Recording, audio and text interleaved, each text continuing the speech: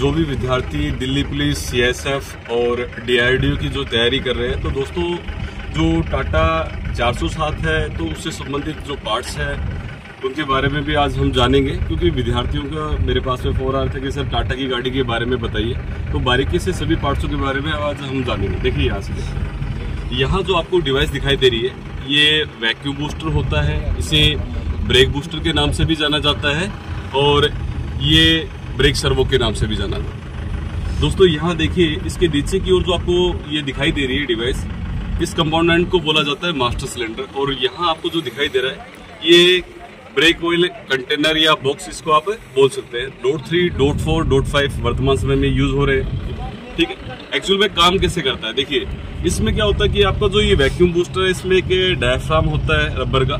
जैसे ही आप brake pedal मारते हो तो उसमें जो हवा थी विद्यमान थी, वो प्रेषित हवा क्या करती है कि यहाँ जो आपका जो मास्टर सिलेंडर है इसके अंदर जो पिस्टन है उस पे प्रेशर मारती है, और वो पिस्टन क्या करती है ऑयल पे प्रेशर मारती है। और आपने पास्कल के नियम के अनुसार पढ़ा है कि किसी भी तरल पदार्थ को अगर दबाया जाता है तो वो दबता नहीं है, समान दिशाओं में बराबर बहता है। तो यहाँ से देखिए दो आपको प्रेशर पाइप दिखाई दे रही है। इन प्रेशर पाइप के माध्यम से एक तो आपका जो फ्रंट एक्सल है इसमें दोनों व्हील को डिवाइड हो जाता है, और दूसरा जो है रियर एक्सल दोनों व्हील को डिवाइड हो जाता है। और उन व्हील के अंदर क्या होता है कि आपके जो ब्रेक शू होते हैं उसके बीच में एक व्हील सिलेंडर होता है, उसको ऑयल का जो प्रेशर मिलता है वो ब्रेक शू को फैला देता है, वहां आपके ब्रेक लग जाते हैं। तो यहाँ जो आप ब्रेक देख रहे हैं, तो ये जो आपका ब्रेक है सर्वो या वैक्यूम सहायता प्राप्त ब्रेक है, जो कि हाइड्रोलिक ब्रेक का सुधार रूप है। ठीक है दोस्तों, इसके बाद में देखते हैं यहाँ आपको ये क्लच मास्टर सिलेंडर दिखाई दे रहा है, और यहाँ क्लच ऑयल कंटेनर या बॉक्स आप बोल सकते हैं। देखिए एक जो भ्रम है मैं थोड़ा सा दूर करना चाहूंगा, लोगों के दिमाग में रहता है कि क्लच ऑयल क्या ब्रेक ऑयल सेम होता है। तो यहाँ देखिए नजदीक से मैं आपको दिखाऊं तो इसमें लिखा हुआ है हैवी ड्यूटी ब्रेक फ्लूइड। इसका मतलब ये हुआ ना कि भाई ब्रेक फ्लूइड है और क्लच फ्लूइड है, दोनों सेम है। ठीक है दोस्तों, तो यहाँ ये क्लच मास्टर सिलेंडर है और यहाँ क्लच ऑयल कंटेनर या इसको आप बॉक्स बोल सकते हैं। देखिए आगे देखते हैं, यहाँ जो आपको पार्ट्स दिखाई दे रहा है, थोड़ा नजदीक से देखना। यहाँ जो आपको पार्ट्स दिखाई दे रहा है ये होता है विंडशील्ड वॉशर, यानी कि वाइपर सॉल्यूशन इसी के अंदर भरा जाता है। और नीचे की ओर आपको दिखाई दे रही है मोटर, विद्युत मोटर, क्योंकि आपको पता है कि जो ग्रेविटेशनल फोर्स है अर्थात गुरुत्वाकर्षण शक्ति है, आसानी से तो जो इसके अंदर जो सॉल्यूशन है वो ऊपर नहीं जाने देगी, तो विद्युत मोटर का सहारा इसके लिए लिया जाता है। ठीक है दोस्तों, आगे देखते हैं और पार्ट्सों को भी। यहाँ देखिए दोस्तों, आपको दोनों तरफ ये एक पार्ट्स दिखाई दे रहे हैं, इस तरफ भी आपको दिखाई दे रहा है और इस तरफ भी आपको दिखाई दे रहा है। ये क्या होता है, एयर वेंटिलेशन पाथ होते हैं जो आपकी केबिन के अंदर चैम्बर के अंदर जो एयर है वो सप्लाई करने के लिए। ठीक है, और नीचे की ओर आप देखिए यहाँ से आपकी स्टीयरिंग रोड आ रही है, थोड़ा नजदीक से दिखाना भाई, स्टीयरिंग रोड है, और यहाँ आपको दिखाई दे रहा है ये यूनिवर्सल जॉइंट होता है। ये देखिए, यानी कि प्रोपेलर शाफ्ट के अतिरिक्त जो यूनिवर्सल जॉइंट है वो कहाँ है, आपकी स्टीयरिंग रोड में। और नीचे की ओर ये आपको जो दिखाई दे रहा है स्टीयरिंग गियर बॉक्स होता है, जिसमें कि ऐसे ही 90 नंबर जो ज्यादातर यूज किया जाता है सोसाइटी ऑफ ऑटोमोटिव इंजीनियर्स, जो इंजन ऑयल की जो ग्रेड है वो निर्धारित करता है। तो यहाँ गियर ऑयल है आपका ऐसे ही 90 नंबर। और देखिए दोस्तों मैं आपको दिखाता हूँ, यहाँ आपको दिखाई दे रहा है रेडिएटर है, ऊपर का हिस्सा अपर टैंक होता है और जस्ट इसके नीचे का हिस्सा लोअर टैंक होता है। और इसके ऊपर जो कैप आपको दिखाई दे रही है वो प्रेशर टाइप कैप होती है। इसमें स्प्रिंग लोडेड प्रेशर वाल्व होता है, और एक दूसरा जो स्प्रिंग लोडेड वाल्व होता है वो वैक्यूम वाल्व होता है। और साइड में आपको जो दिखाई दे रहा है ये कूलेंट रिजर्वर बॉक्स है आपको।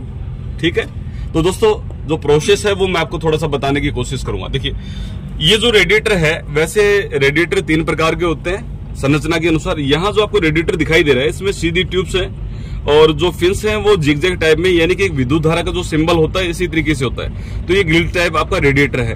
दूसरा जो रेडिएटर होता है उसमें सीधी ट्यूब होती है, और जो फिन्स होती है वो भी बिल्कुल आड़ी पड़ी सीधी होती है, तो वो होता है ट्यूबलर। और तीसरा होता है हनीकॉम्ब, जिसमें आजकल कूलरों में पैड आ रही है हनीकॉम्ब टाइप, यानी कि मधुमक्खी के छाते के समान। तो रेडिएटर संरचना के अनुसार 3 प्रकार के होते हैं। पीछे का हिस्सा देखते हैं इसमें, तो यहाँ देखिए ये आपको फैन दिखाई दे रहा है, इसके पीछे ये फैन है, फैन के बाद में ये फैन पुली है, और ये वाटर पंप है। तो देखिए दोस्तों लोअर टैंक से होज पाइप के माध्यम से, ये जो रबर की पाइप आपको दिखाई दे रही है ये होज पाइप होती है, होज पाइप के माध्यम से ये वाटर है, पंप है, ये पानी को अंदर की ओर खींच रहा है। भाई रेडिएटर से पानी बाहर निकला तो वाटर आउटलेट, और इंजन के अंदर जाएगा, वाटर पंप इसको लेगा तो ये क्या होगा, इंजन का इनलेट होगा। और देखिए वाटर पंप है, इसको पानी को खींचकर और इंजन के अंदर पानी को भेज देता है। और जहां आपकी पिस्टन होती है सिलेंडर पैरेंट बोर के अंदर, उसके चारों ओर क्या बने रहते हैं, वाटर जैकेट्स बने रहते हैं। तो वहां वो पानी जाता है और घूमता है और इंजन की गर्मी को अवशोषित करके लाता है। किस मार्ग से, ये वाला, ये है हॉट वाटर आउटलेट, यानी कि जो गर्म पानी है उस पानी का आने का जो मार्ग है उसको बाहर निकालने का, तो हॉट वाटर आउटलेट। और यहाँ देखिए दोस्तों, आपको बीच में एक और डिवाइस दिखाई दे रही है, इसको बोलते हैं टेम्परेचर टी। एक्चुअल में जो इंजन का जो तापक्रम है टेम्परेचर टी के माध्यम से ही डैशबोर्ड पर टेम्परेचर गेज में दर्शाया जाता है। और बीच में देखिए दोस्तों, यहाँ आपको जो ये दिखाई दे रहा है, ये थर्मोस्टेट वाल्व होता है। थर्मोस्टेट वाल्व है, ये भी 3 प्रकार के होते हैं, वैक्स टाइप है, वो ज्यादा यूज किया जाता है। तो यहाँ देखिए ये जो थर्मोस्टेट वाल्व है, इसका काम क्या है, इसका काम क्या है कि इंजन को कार्यकारी तापमान पे लाने का। जब तक कि इंजन कार्यकारी तापमान पे नहीं आता, ये जो गर्म पानी, ये जो पानी है इंजन के अंदर ही बार बार से सर्कुलेट होता रहता है और इंजन को गर्म करने का काम करता है। एक्चुअल में इंजन को जो कार्यकारी तापमान है कम से कम 80 डिग्री सेंटीग्रेड तापमान होना चाहिए, जिस पर इंजन अपने कार्य करने में सक्षम होता है। अगर मान लीजिए कि अगर बॉडी का टेम्परेचर है, बीपी लो हो जाए, तो क्या मानव कार्य करने में सक्षम रहेगा? अगर बीपी हाई हो जाए तब भी वो सही तरीके से काम नहीं कर पाता। तो जो इसका जो नॉर्मलिंग टेम्परेचर है इंजन का काम करने के लिए, तो कम से कम 80 डिग्री सेंटीग्रेड होना चाहिए। जैसे 80 डिग्री सेंटीग्रेड तापमान हुआ, ये थर्मोस्टेट वाल्व खुल गया और ये देखिए यहां से होज पाइप के माध्यम से तो कहां आ गया, रेडिएटर के अपर टैंक में आ गया। तो पानी जहां से अंदर आता है तो उस भाग को बोलते हैं रेडिएटर इनलेट। तो देखिए पानी रेडिएटर के अपर टैंक में आया, इन ट्यूब्स में पानी आया, वायुमंडल ये जो हवा है, ये देखिए ये फिन्स है, इनसे टकराएगी, पंखा है वो हवा को अंदर की ओर खींचेगा। इस प्रकार जो ये पानी है ठंडा होता रहेगा और इंजन की गर्मी को अवशोषित करता रहेगा। दोस्तों मैं थोड़ा सा कूलेंट के बारे में और बताना भूल गया आपको कि जो कूलेंट होता है उसका जो रेशियो होता है, ठंडे प्रदेशों के अनुसार -25 में 50-50 का रेशियो होता है और -40 के अनुसार 60-40 का रेशियो। और यहाँ जो अपना जो नॉर्मल टेम्परेचर है दिल्ली, राजस्थान वगैरह, यूपी वगैरह, तो यहाँ जो रेशियो बनाया जाता है 70-30 का रेशियो यहाँ बनाया जाता है। ठीक है दोस्तों, इसमें अल्कोहल और ग्लिसरीन होती है, अल्कोहल होती है और ग्लिसरीन होती है, जो कि आपको पता है कि अल्कोहल है वो पानी को जमने नहीं देती, उसका जो सामान्य तापक्रम है वो रखने में सहायक होती है। और जो ग्लिसरीन होती है वो मॉइस्चर रखती है ताकि रेडिएटर में जंग ना आए। और इंजन पार्ट्सों में पानी आपको पता है रोटेट होता है, हेड वगैरह में भी होता है, और आपकी जो जहां पिस्टन चलता है सिलेंडर पैरेंट बोर, उसके चारों ओर भी वाटर जैकेट्स बने रहते हैं। अगर सीधा पानी जाएगा तो उसके अंदर जंग जमा हो जाएगा, और अब ये कूलेंट जाता है तो उसको जंग वगैरह को जमा होने नहीं देता है। और देखते हैं दोस्तों पार्ट्सों को अपन। देखिए यहाँ आपको जो दिखाई दे रहा है, देखिए यहाँ नजदीक थोड़ा सा, ये देखिए ये सिलेंडर हेड होता है और बीच का हिस्सा इंजन ब्लॉक होता है और सबसे नीचे का हिस्सा जिसमें ऑयल भरा रहता है ऑयल चेंबर। सिलेंडर हेड को ऊपर से जो ढकने का काम करता है इसे बोलते हैं टेपिट कवर या फिर सिलेंडर हेड डोर कवर। ठीक है, और यहाँ देखिए ये ऑयल फिलर है, इंजन ऑयल यहाँ से भी फिल किया जा सकता है। और यहाँ देखिए ये जो आपको FIP पंप दिखाई दे रहा है और इसके आगे जो मार्ग दिखाई दे रहा है, यहाँ से भी आप इंजन ऑयल फिल कर सकते हैं। और साथ में आपको दिखाई दे रही है वैक्यूम पाइप, यानी कि जो इंजन ऑयल है जब पार्ट्सों में पहुंचता है तो इंजन ऑयल में गुण होते हैं फ्लैश पॉइंट का, फायर पॉइंट का और विस्कोसिटी का। और आपको पता है तो फायर पॉइंट के अनुसार क्या होता है कि वो जलकर उसमें से जो वाष्पीकृत जो चीजें हैं, गैसेज है, वो इसके माध्यम से बाहर वायुमंडल में टपकती रहती है। ये बाहर देखिए नीचे की ओर। ठीक है, ये स्वतंत्र पाइप है, कहीं जुड़ी हुई नहीं है। और देखिए दोस्तों यहाँ से आपको दिखाई दे रहा है, ये होता है FIP pump, fuel injection pump. और किस प्रकार का पंप है, ये इनलाइन पंप है, क्योंकि देखिए सभी होल्डर्स एक लाइन में बने हुए हैं, 1 2 3 4, यानी कि 4 सिलेंडर इंजन है ये। जब भी आपको पहचानना है कि भाई कितना सिलेंडर इंजन है, आप यहां से पहचानेंगे कि भाई FIP पंप के ऊपर से। क्योंकि कई बार लोग गलती क्या कर देते हैं, वो हेड पे देखते हैं, तो हेड पे आपको 5 पाइप दिखाई देंगी, 1 2 3 4 और 5। जो 5वीं पाइप आपको दिखाई दे रही है वो ओवरफ्लो रिटर्न पाइप है। जब अत्यधिक जो फ्यूल है इंजेक्टरों को पहुंच जाता है तो ओवरफ्लो रिटर्न पाइप के माध्यम से वापस वो टैंक में रिटर्न होता है। तो थोड़ा सा प्रोसेस जानते हैं। देखिए FIP पंप के ऊपर एक छोटा पंप आपको दिखाई दे रहा है, इसको बोलते हैं फ्यूल फीड पंप या हैंड ट्रांसफर पंप या लिफ्ट पंप भी इसको बोलते हैं। तो देखिए सबसे पहले जो टैंक से जो सप्लाई आती है इसको लो प्रेशर पाइप आती है। तो सबसे पहले किसको आएगी, फ्यूल फीड पंप या हैंड ट्रांसफर पंप को। और इसमें आने के बाद में यहां से देखिए जो पाइपलाइन है किसको जा रही है, वहां कोने वाले फिल्टर को। तो वो आपका प्राइमरी फिल्टर होता है जो कि क्लॉथ टाइप होता है, कपड़े का बना रहता है। सेकेंडरी जो फिल्टर है वो विशेष प्रकार के कागज या गत्ते का बना रहता है, ठीक है। तो मोटी अशुद्धियां प्राइमरी में और मेन अशुद्धियां सेकेंडरी में। यहां से सनने के बाद में देखिए ये जो प्रेशर पाइप है कहां आ रही है, बड़े वाले पंप को, यानी कि FIP में फ्यूल इंजेक्शन पंप। और मेरी थ्योरी के अनुसार मैं इसको बोलता हूं TMP, T for temperature, M for measurement, P for pressure. इसके 3 काम होते हैं, ठीक है दोस्तों। तो देखिए यहां आने के बाद में ये होल्डर्स आपको दिखाई दे रहे हैं और इनके ऊपर जो लोहे की पाइप आपको दिखाई दे रही है वो हाई प्रेशर पाइप है जो इंजेक्टरों को फ्यूल की सप्लाई करती है, यानी कि डीजल की सप्लाई करती है, ठीक है। और लास्ट में जो पाइप आपको दिखाई दे रहा है वो है ओवरफ्लो रिटर्न पाइप। इसके माध्यम से जो अत्यधिक जो फ्यूल है वापस FIP पंप से कहां रिटर्न हो जाता है, टैंक में रिटर्न हो जाता है। और दोस्तों देखिए एक चीज और मैं आपको बताना चाहूंगा, यहाँ देखिए ये जो रोड है कहां आ रही है, FIP पंप के ऊपर आ रही है, यहाँ देखिए, ठीक है। तो FIP पंप के अंदर क्या होती है, गवर्नर होती है और गवर्नर का काम क्या है, इंजन की स्पीड के अनुसार फ्यूल की सप्लाई करना। कई बार समस्या ये आती है कि ब्रेक एक्सीलेटर पेडल दबा रहे हैं, गाड़ी दौड़ नहीं रही है, तो दौड़ेगी कैसे। एक्चुअल में क्या होता है कि गवर्नर खराब हो गई या गवर्नर के अंदर से जो कंट्रोल रोड है जो कि एक्सीलेटर रोड से जुड़ी हुई है, तो कंट्रोल रोड अटक गई है। तो समस्या FIP पंप के अंदर है, ना कि पेडल के अंदर। देखिए और आपको मैं दिखाना चाहूंगा, यहाँ ये दोस्त कई बार मुझसे पूछते हैं कि भाई ये क्या है, तो यहाँ देखिए ये FIP पंप का गियर होता है और यहाँ वाटर पंप है। एक्चुअल में वाटर पंप जिससे ऑपरेट होता है वो इंजन की केम शाफ्ट से ऑपरेट होती है। केम शाफ्ट इंटरनल पार्ट्स होता है, आंतरिक पार्ट्स होता है, बाहर की ओर ये वाटर पंप लगा हुआ है। और जो FIP पंप है उसका गियर भी किसके माध्यम से संचालित होता है, इंजन की केम शाफ्ट से। और देखिए दोस्तों नीचे की ओर जो सबसे नीचे की ओर जो आपको पुली दिखाई दे रही है वो होती है वाइब्रेशन डैम्पर पुली, जिसे कंपन अवमंदक के नाम से भी जाना जाता है। और ये ड्राई पुली है, ये कहाँ लगी हुई है, क्रैंक शाफ्ट के अग्रभाग पर। इसके पश्चिम भाग पर फ्लाईव्हील होता है। और देखिए इस ड्राई पुली के माध्यम से देखिए ये वी बेल्ट चढ़ा हुआ है, यहाँ पर फैन पुली और साइड में देखिए ये आपको दिखाई दे रहा है अल्टरनेटर दिखाई दे रहा है, यहाँ पर अल्टरनेटर पुली भी आपको दिखाई दे रही है। तो ये इसके माध्यम से ही संचालित है।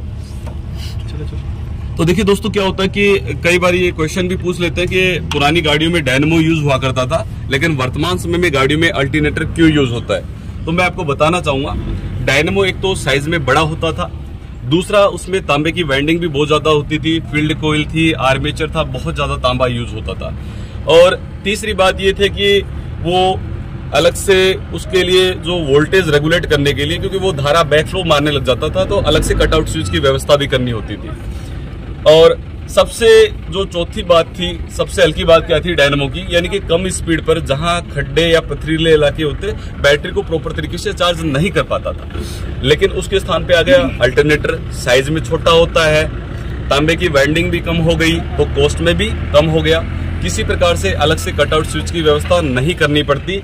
तो और सबसे जो महत्वपूर्ण बात थी, कैसी भी परिस्थिति हो बैटरी को प्रॉपर तरीके से चार्ज करता है। तो वर्तमान समय में डायनेमो के स्थान पर अल्टरनेटर का प्रयोग किया जाता है। एक क्वेश्चन और भी है दोस्तों, कई बार ये बोलते हैं कि डायनेमो DC करंट देता था और हमें चाहिए DC करंट। ये तो अल्टरनेटर है जो कि AC करंट देता है, ये तो सही नहीं है। तो मैं आपको बताना चाहूंगा कि जो अल्टरनेटर है AC करंट बनाता है, बिल्कुल कायदे की बात है, लेकिन इस अल्टरनेटर के अंदर सिलिकॉन रेक्टिफायर या डायोड लगे रहते हैं जो AC को DC में कन्वर्ट करते हैं। मेन फंक्शन क्या है, बैटरी को चार्ज करना और अन्य जो विद्युत डिवाइस हैं इस गाड़ी के अंदर उनको करंट की सप्लाई देना।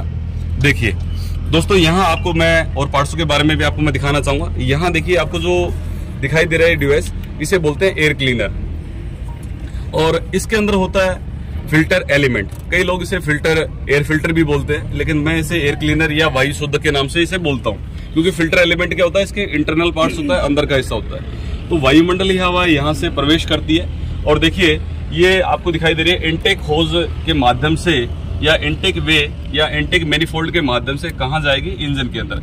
और बीच में देखिए दोस्तों यहाँ आपको एक डिवाइस दिखाई दे रही है, ये है टर्बो चार्जर। देखिए इसको थोड़ा गौर से देखिएगा, यहाँ आपको गोल गोल सा जो इंपेलर दिखाई दे रहा है जो कि एग्जॉस्ट मैनिफोल्ड, ये वाला एग्जॉस्ट मैनिफोल्ड है, इसके साथ में भी ये गोल गोल सा आपको इंपेलर दिखाई दे रहा है, ठीक है ना। नीचे की ओर आप देखोगे आपकी इनटेक होज पाइप से और ये जो एग्जॉस्ट मैनिफोल्ड है इसके साथ में गोल गोल से आपको ये जो डिवाइस दिखाई देगी वो क्या होगी, टर्बो चार्जर होगी।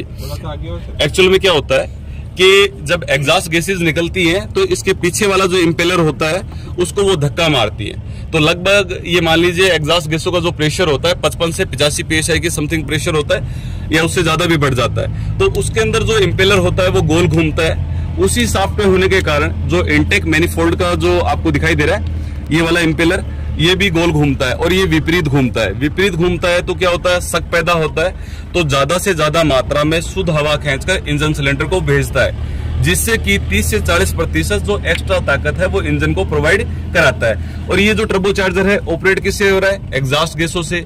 तो आम के आम गुठलियों के भी था, क्योंकि एग्जॉस्ट गैसेज है वो इसमें यूज की जा रही है। और क्या लिया जा रहा है कि ज्यादा से ज्यादा मात्रा में शुद्ध हवा खींचकर इंजन सिलेंडर को भेजा जा रहा है। और आपको पता है कि मेन खेल ही क्या होता है कि इंजन के अंदर हवा का होता है। चाहे आप डीजल का कंप्रेशन रेशियो देख लीजिए या पेट्रोल इंजन का। डीजल का आप देखेंगे 14:1 से 22 अनुपात, तो इसमें 14 क्या है, 22 क्या है, हवा। तो मेन खेल क्या होता है कि हवा ही है, मेन इसके अंदर सबसे हवा है। तो टर्बो चार्जर एग्जॉस्ट गैसों से चलकर और ज्यादा से ज्यादा मात्रा में शुद्ध हवा खींचकर इंजन सिलेंडर को प्रोवाइड कराता है। और यहाँ से देखिए वो घूमकर इस पाइप के माध्यम से वो इंजन के अंदर प्रवेश करती है। वाल्व होते हैं, आपका जो ऊपर का हिस्सा होता है ये टेपिड कवर है। तो सिलेंडर हेड में आपको पता है वाल्व मैकेनिज्म, रोकर आर्म असेंबली वगैरह होती है। तो वहां से इनलेट वाल्व है, उसके माध्यम से जो हवा है वो अंदर जाएगी। और एग्जॉस्ट वाल्व के माध्यम से आपको पता है कि दूषित गैसें एग्जॉस्ट मैनिफोल्ड से होकर साइलेंसर के माध्यम से बाहर वायुमंडल में निकलती है। और देखिएगा दोस्तों, मैं आपको और पार्ट्सों के बारे में आपको बताना चाहूंगा। यहाँ देखिए नीचे की ओर आपको मैं दिखाता हूँ, ऊपर से आपको नहीं दिखाई देगा। नीचे की ओर से आप देखेंगे तो ये देखिए नीचे की ओर से यहाँ आपको जो दिखाई दे रहा है ये ऑयल फिल्टर होता है। ठीक है दोस्तों, हमेशा क्या होता है ये यहाँ सम्प के नजदीक ये होता है ऑयल चैम्बर या सम्प, इसके जो नजदीक होता है ये ऑयल फिल्टर होता है। और यहाँ आपको ये जो बोल्ट दिखाई दे रहा है इसे ड्रेन प्लग के नाम से जाना जाता है। इसी के माध्यम से जो इंजन ऑयल है वो निकाला जाता है, उसको ड्रेन किया जाता है। तो ये ड्रेन प्लग है दोस्तों, ठीक है। तो देखिएगा, और मैं आपको और गाड़ी के बारे में बताऊं कि ऊपर का जो हिस्सा होता है इंजन को खोलने के लिए, तो इसको बोलते हैं बोनट टॉप कवर या हुड के नाम से इसे जाना जाता है। बोनट हुड के नाम से जाना जाता है। यहाँ आपको ये बोनट दिखाई दे रहा है और ये bonnet top cover standing road होती है। ये इसका बम्पर होता है। एक्चुअल में इसको खोलने के लिए क्या होता है प्रोसेस, आप ड्राइवर सीट के पास में जाएंगे तो वहां आपको एक पुल बटन दिखाई देगा। आप अगर उसे प्रेस करते हैं तो ये आपका बोनट है, टॉप कवर है, ये खुल जाता है। और ये यहाँ आपको लीवर दिखाई दे रहा है, इस लीवर को थोड़ा सा प्रेस करेंगे तो आपका ये बोनट है ओपन हो जाता है। तो ये होता है बोनट टॉप कवर या फिर आप इसे बोल सकते हैं बोनट हुड के नाम से भी इसे जानते हैं। थोड़ा सा टायर्स वगैरह है वो भी आपको मैं बताना चाहूंगा। आज जो संपूर्ण जानकारी है उसका देने का प्रयास करता हूँ मैं आपको दोस्तों।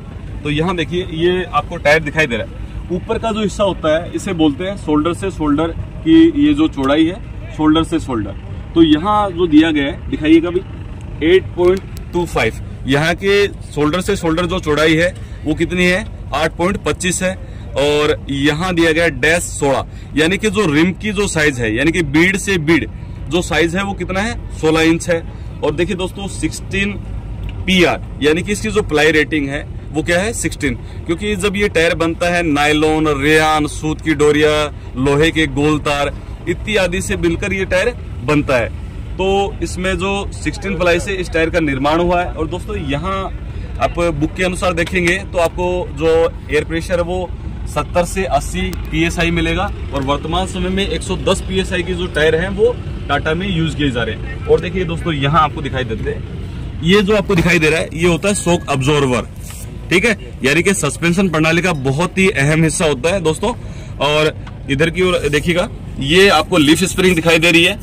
ऊपर की ओर जो लीफ स्प्रिंग होती है वो मेन लीफ स्प्रिंग होती है, जो साइकिल पिन की सहायता से चेसिस फ्रेम में जोड़ी जाती है। यहाँ आपको दिखाई दे रही है ये यू क्लैंप या सी क्लैंप है। और बीच में आपको जो दिखाई दे रहा है ये सेंटर बोल्ट होता है यहाँ पर। और ये जो आपको दिखाई दे रहे हैं ये यू बोल्ट्स होते हैं, ठीक है दोस्तों। यहाँ के होते हैं ये यू बोल्ट्स होते हैं। और देखिएगा यहाँ पीछे का इंजन का हिस्सा में देखिए, आगे आपने देखा वाइब्रेशन डैम्पर पुली।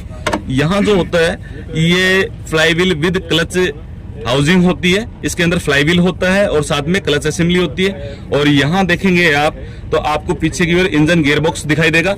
और देखिएगा इंजन गियरबॉक्स के बाद में यहाँ आपको ये देखिए इंजन गियरबॉक्स के बाद में इसकी मेन शाफ्ट निकलती है और यहाँ से यूनिवर्सल जॉइंट के माध्यम से प्रोपेलर शाफ्ट के साथ में जुड़ी रहती है। पीछे की ओर भी आपको एक और यूनिवर्सल जॉइंट है वो दिखाई देगा, यहाँ देखिएगा ये भी यूनिवर्सल जॉइंट है। और लास्ट में ये कहाँ जाकर ये देखिए डिफरेंशियल है, ये देखिए लास्ट में भी आपको दिखाई दे रहा है ये यूनिवर्सल जॉइंट है। और इसकी जो टेल पिनियन है वो डिफरेंशियल के साथ में, जो टायर होते हैं वो रियर एक्सल बोला जाता है उन्हें। तो डिफॉल्ट में कितने यूनिवर्सल जॉइंट होते हैं तो मैं आपको बताना चाहूंगा।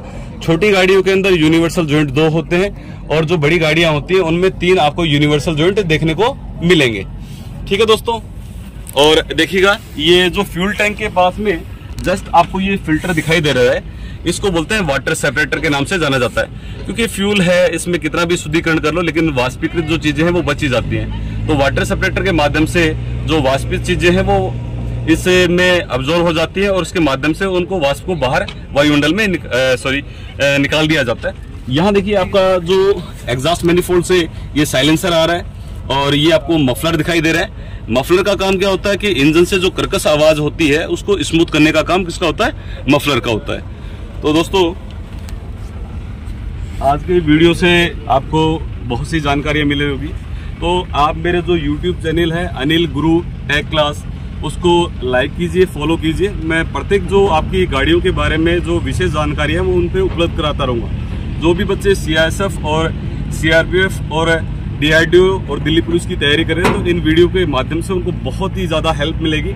और कल का जो वीडियो होगा दोस्तों मैं आपको उसके अंदर जो महत्वपूर्ण जो एक टूल्स होते हैं एक मैकेनिक के लिए, उन टूल्स के बारे में आपको जो वीडियो है कल की क्लास में आपको मिलने वाला है। तो आज के लिए सभी दोस्तों को थैंक यू, धन्यवाद, राम राम साहब।